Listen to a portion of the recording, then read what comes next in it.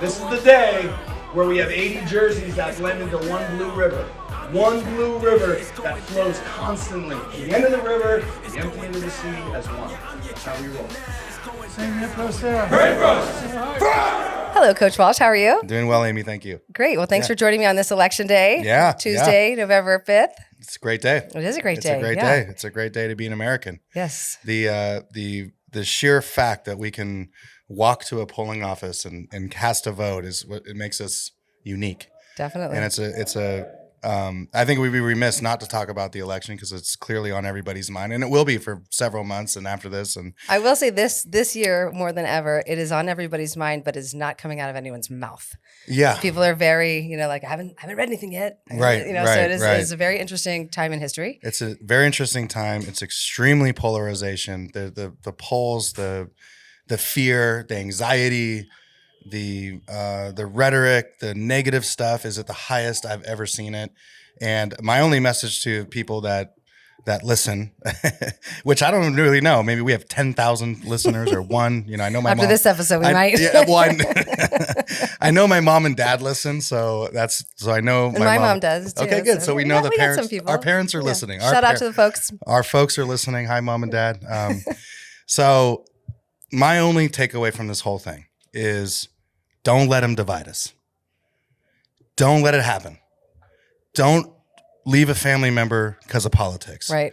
Don't let them divide us. Like I know who you voted for because you just told me, and you know who I voted for because I just told you. I don't think any different of you, and you don't think any but it's happening, and that makes me sad because That would make people assume that you think that we voted for different people. well, sure. Could be. Well, we did.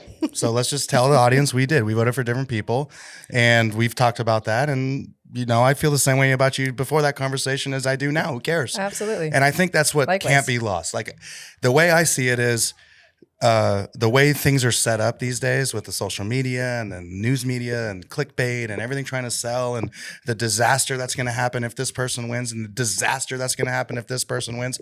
Both sides feel like it's going to be a disaster. Well, we at the human level can make the disaster not happen. And we have a choice in that. Now, we went through this in 2020. Like, how do we deal with things, right? Like, how do we? And I don't know if we handled it well. So I think we've had a practice game, if you will. It wasn't really a practice game; it was a real game. But we've had some experience with these sort of things, and I think it's very, very important to never let any of these things divide us. And I that'll be my message. I love that sentiment. You know I love what I'm saying? It's such a great message for Because today. they win. They win. A divided populace is easy to manage. A fearful populace is easy to manage. It's easy to govern because you can govern from an iron fist if you're afraid. So my election day message would be: don't be afraid. Please don't be afraid, and do not let them divide you. Okay. So as you're sitting there having this conversation, heated conversation, where you're just filled with anger and angst and rage because this person thinks that way, take a deep breath and think that maybe there's something above all that their only purpose is to get you mad at that person. Certainly. That to me is the end game. Okay. And I'm not going to let it happen. I'm not going to let it happen with my team. I'm not going to let it happen with my family. I'm not going to let it happen with any loved ones. I'm not going to let it happen with any strangers. I don't really care. I love that. I mean, I do care because I care that person finds some peace amongst all this anxiety and fear. I mean, look, fear, anxiety, a bunch of stuff that sells, that really, really sells. And if you follow the money and you want to look at this from the top down, like there's a lot of money behind these things, right? On both teams. Both teams have a lot of money invested in this thing. And if you're so afraid of the other team, you're going to vote for my team. And I just don't like it. It's just unhealthy. And I don't like this. Like I put a ban on Fox and CNN News. Like I used to watch both. I used to read both, and both of them made me angry. And I'm like, and I banned it. And I turned it on today. And I remembered why I don't turn that on. And after today, it's banned again. Because it doesn't make me a better person. It makes me angry.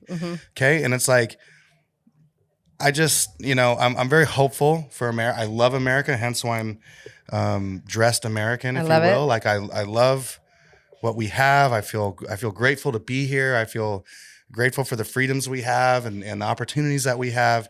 And I'm not going to let, them, whoever them is, rip it out of us, Right. rip it apart. Because at the end of the day, there's 330 million Americans in this country.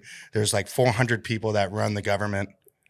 This is about the people. Right, it is, and the know? message of unity is. I mean, it doesn't exist in politics sometimes, and it should. No, so I appreciate that. It's absent from politics. Absolutely. Well, good. Well, I'm glad So you anyway, reminded us all, and yeah. I really respect your opinion there. So thank you. I might run as an independent someday. We'll see if we There can you get. go. I know we'll have 3 Well, voters. I was just going to say we got 3 supporters. We have 3 voters, and I'm going to run on not dividing us, and everyone Building says a that stronger anyway. Ohana, all the things that you preach on the football field. Exactly. So let's talk football. Let's It's talk more- it's football. more Okay, fun. It's so more fun. last Saturday we had a game up at Archbishop Reardon against Reardon, Yeah. and the final score was 27-21. Tell us about the game. Well, we're living in a Groundhog's Day world right now, and it's tough. It's tough being in Groundhog's Day, meaning same conversation I would have after SI, maybe after St. Francis, and just same kind of conversation. We're there, we have an opportunity, and the other team makes a few more plays, and they have more points. Right. My company line for this year, as I'm sitting here in week 9, is I literally, and this is a true story. So company line makes it sound not true, okay, or it makes it sound not what's the word? You can come up with a word. It just doesn't sound like truthful, or I don't know. Anyway, you'll think about it. Yeah. But it's the truth of the story is I love everything about this year. I love my coaches. I love the team. I love their effort. I love the parents. I love the community. I love the journey. I just don't love the scoreboard. Sure. I don't love the points, right? So And consistency, the inconsistency, I should say. Yeah, of course. Probably that's problematic. yeah, it is, and it's as we sit here, we're 4-5 headed into week 10. We've lost 3 league games. It's a tough situation to be in. Now there's things to talk about as you're going to ask me questions here later about where we're at and all that, but it's a tough situation to be in. But also, if I'm always going to use football as a metaphor, life is tough. So then what? Okay, we're dealing with some pain. Well, then what? What do we do? Okay, we're in pain. It's hard. It's difficult. We've lost 3 games on the road to 3 really good teams in the league. Okay, that hurts. Okay, and I'm not gonna shy away from that. I'm always truthful with you, the audience, with my team. And I've never been more depressed in my life. But then what? What are we gonna do? Right.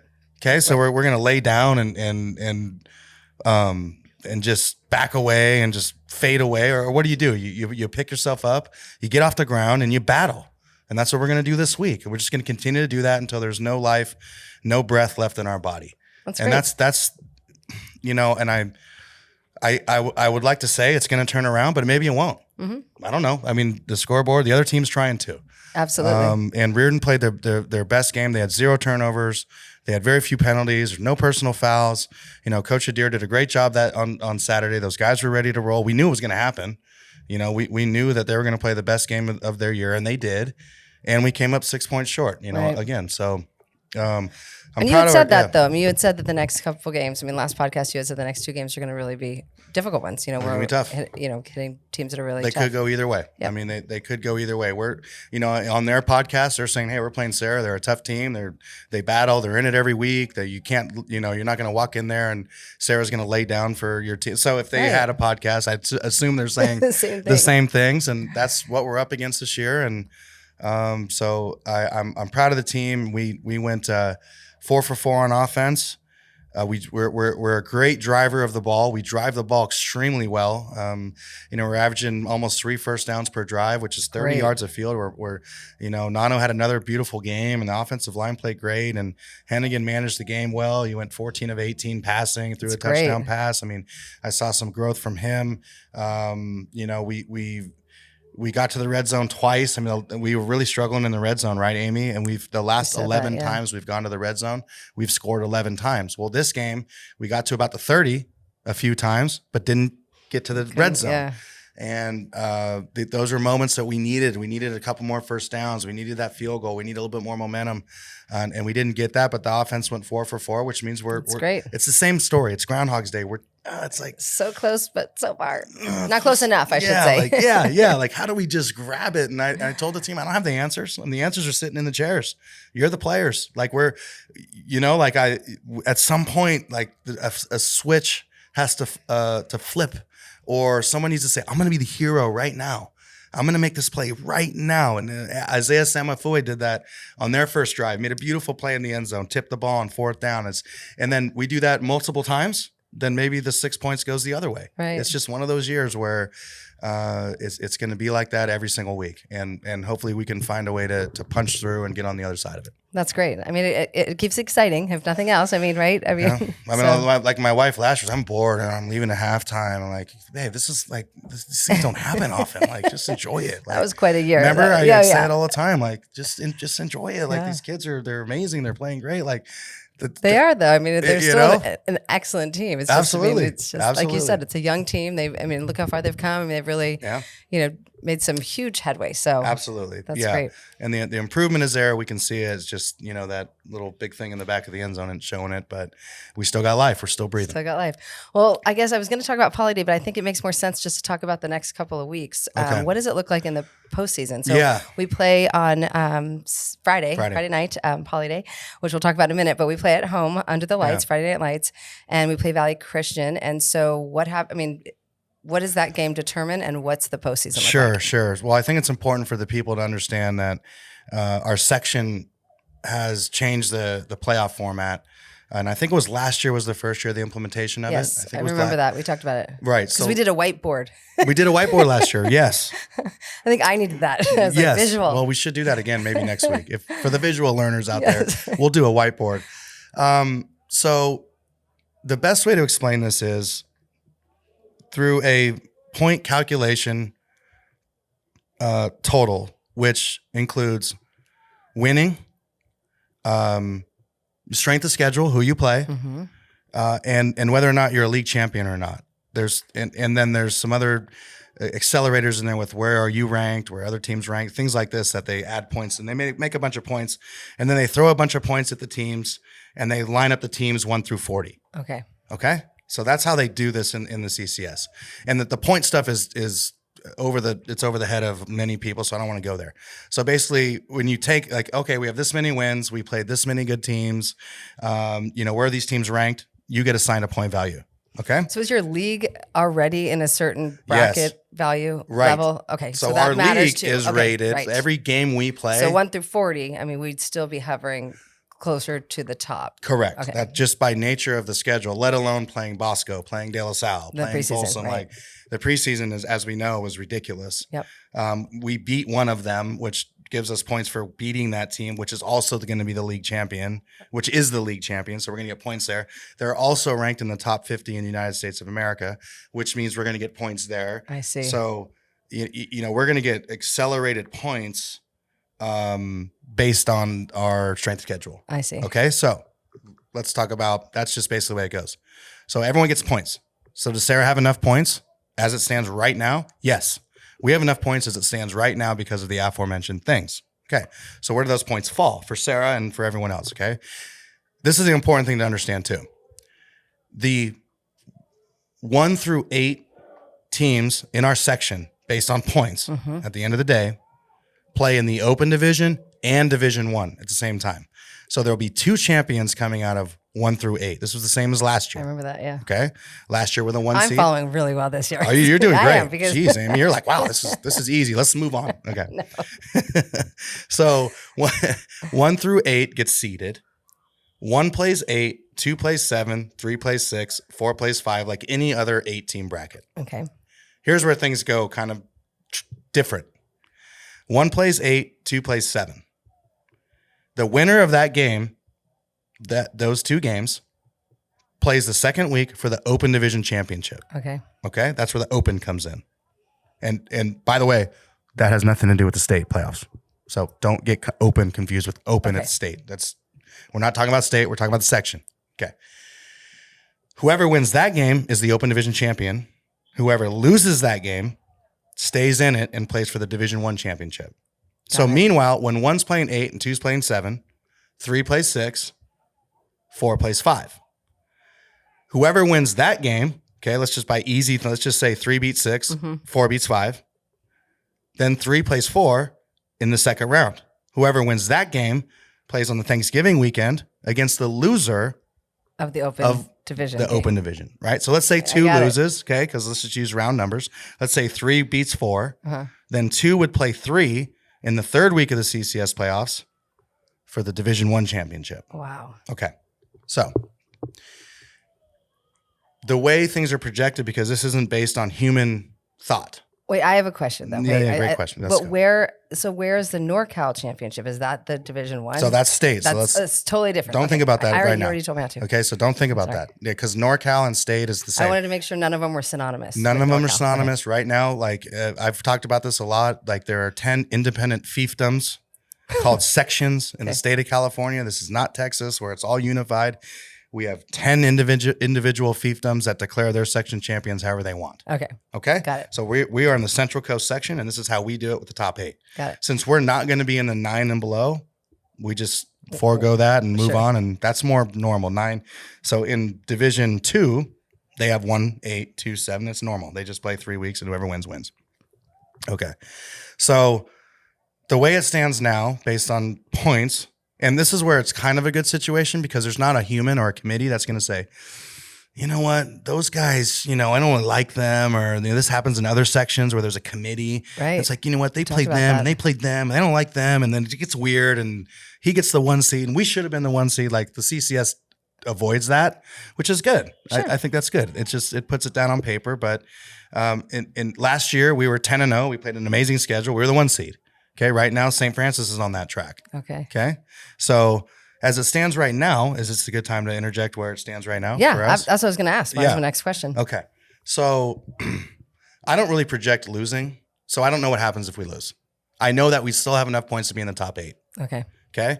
But based on projections of winning, because we're going to project that we're going to beat Valley Christian, although Mike down at Valley and all of my Valley friends down there has the opposite projection. He has the opposite projection, and I'm convinced this is a 50-50 game. So, but if you base on the projections of winning the game, we would be the 3 seed. Okay. If we lose the game, we wouldn't be the 3 seed. We'd probably be 4, 5, 6, 7. I don't know what that is. And Valley Christian would move up, and other people would move around, and all that stuff. I see. So we'd play seed 6. Then, right? Correct. We play seed 6, which by projections, I've seen 2 different projections. One is Valley. Oh gosh. And one is Reardon. Okay. So this game last week and the game this week are seriously important to watch film on. That's a good point. That's a very, very good point. Yes. So grading the film, watching the film, analyzing the film, figuring out what went well, what didn't do well is very, very important. Absolutely. Yeah. And it is not uncommon for WCL teams because usually 5 or 6 teams are in that 8 to play round 2. It's very, very common.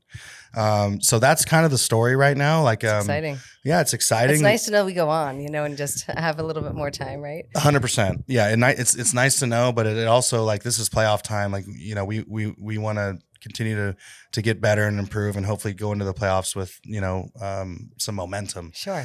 And I think really, I've been thinking about like the pain of the season, and the crazy schedule that I scheduled, and people are like, that kind of didn't work. Like it just kind of didn't, right? Like the concept of playing these amazing preseason teams from out of section is going to prime you and get you ready for league, and you're going to win all these games, and we didn't. Sounds pretty smart though, if you think about it, because it keeps you in a higher seating based on now the competition, right? Now, so Amy, one could argue the other way. Thank you. You knew you had a young team. I didn't, but hey, we talked politics earlier. We can just manipulate anything, can't we? We're gonna twist this whole thing.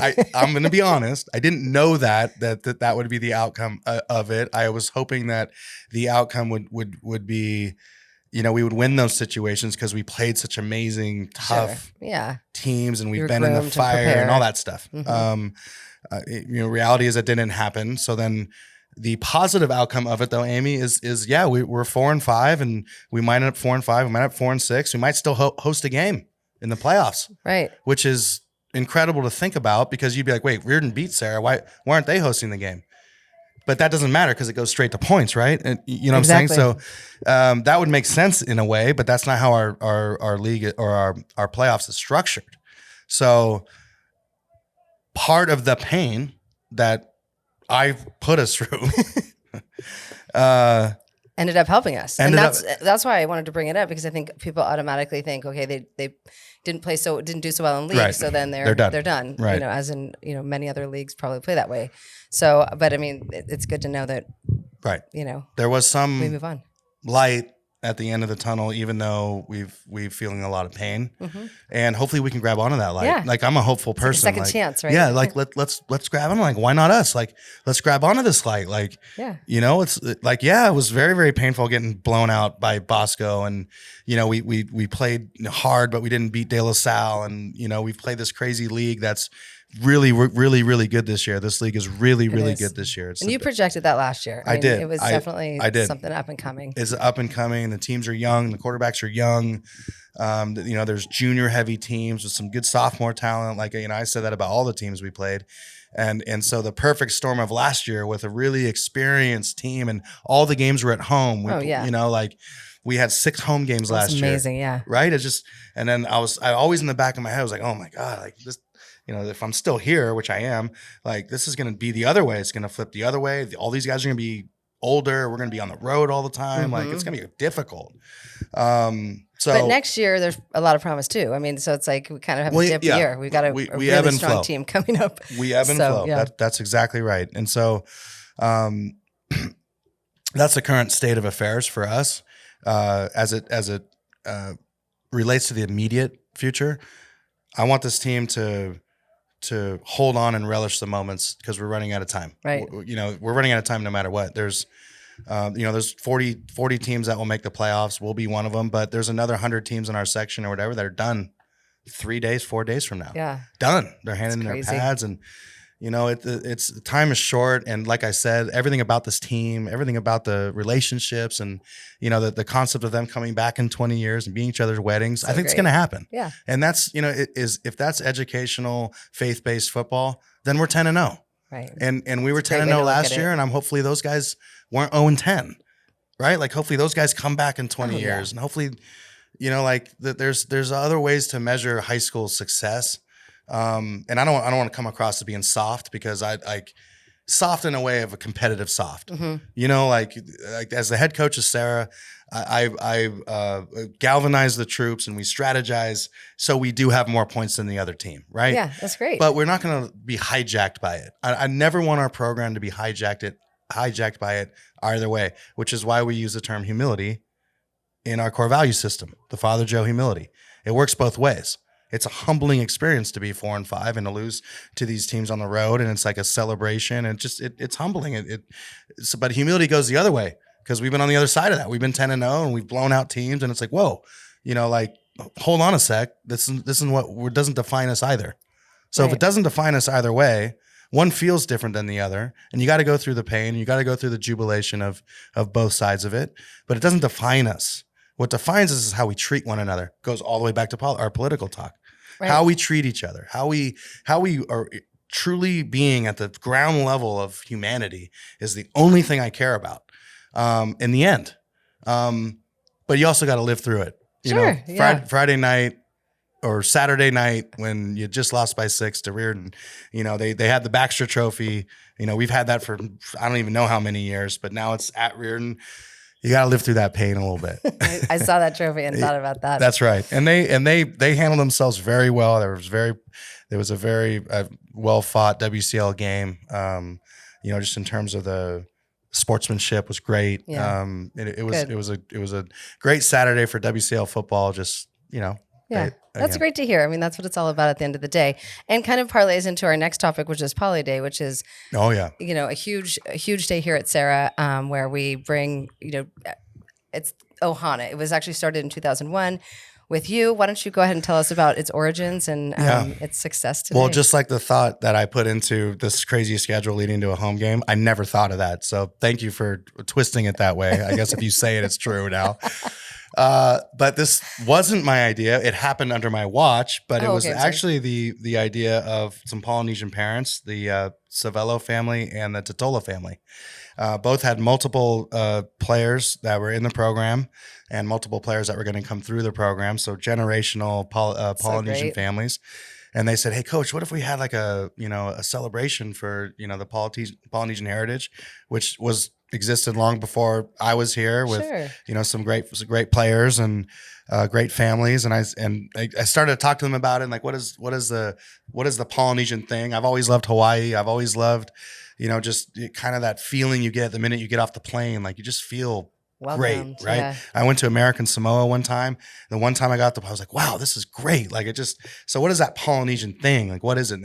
It's all about family. It's all about ohana. It's all about aloha. It's all about these different words that they're not one word things. They're very, very deep, and they attack generations of love and community and culture and family. And I love that. And I'm like, sure, let's celebrate that. That's great. Like, let's do that. And it's just been a tradition for 24 years now. This will be our 24th episode of that. It's the first time we've ever done it at the night game. So that's going to be really fun. That's going to be different, yeah. We have a fire knife dancer coming. That's so cool. So like our theme is kind of that fire. That fire, like just, bottom of the fire, just keeping the fire lit, like never letting go, never quitting, forging your future, like these sort of things, like a very powerful imagery around it. So I'm excited about it. And great. It's senior day. Yeah, it's senior day. I was going to say next for all our seniors, our last at-home league game of their high school careers, and we have 43. I think I said 48 once, but I counted their senior banners. I think it's 43. Right. But lots of dedicated guys who've worked so hard for 4 years, and we want to celebrate them. And that's right. We can't wait to honor them on Friday night. Kickoff for JV is 3:30. The gates open at 3 for those people wanting to come and enjoy. I think we'll have food trucks. We'll have Polynesian food as well, pre-sale on our website and also on site, as well as T-shirts, really cool ones that you designed with the help of your designer. Hamilton and Hawaii. Yeah, exactly. Hamilton and Hawaii, one of the great Serra Padres that have come through this program, So and cool. he designed it. So it's all in the family. And I'd be remiss if I didn't say that, again, our freshmen have been busy learning the haka. So that's our halftime ritual as well. So that'll be really fun to see under the lights. Yeah. But it's just going to be a great night. So we welcome our entire community to come on out and check out the game against Valley. Is it 7 p.m. kickoff? 7 p.m. All right. Under the lights at Serra High School. Let's I go. love it. Well, thank you so much for your time and your insight. And I appreciate it. So let's go Padres. We're going to go get them. We got a few more games. That's right. I'm with you, Amy. Thank you. Awesome. Thanks. Go Padres. Bye-bye.